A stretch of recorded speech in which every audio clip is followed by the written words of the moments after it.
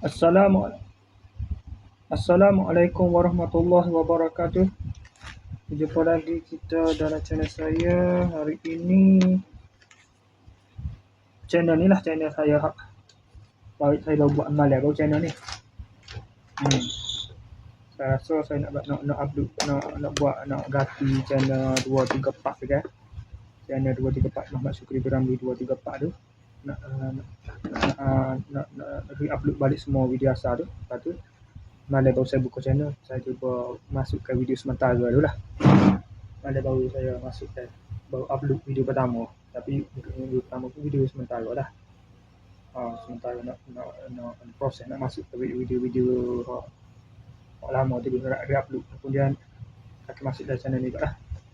Channel tu dah nombor angka dia nampak 1189. Tidak je. Okay, seperti biasa sekarang ni pukul hari ni hari Sabtu 7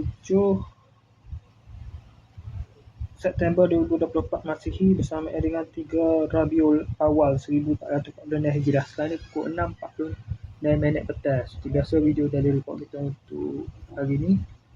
Pada tadi saya keluar sana. Saya klik lepas klik ke sebelah dia kan. Sebelah 50 mana ada dekat rumah tu. Saya tak tidur lah. Masuk sambungan internet ke apa semua. Internet pun laju molek telefon baru kan. Internet pun laju. Lepas tu mana? Lepas tu saya pun saya tidur dah pukul 3. Bangun 3 pagi. Bangun pada pukul 6.50 pagi. Bangun mari semai subuh. Kemudian duduk main internet sepanjang, duduk main Facebook sepanjang hari ni.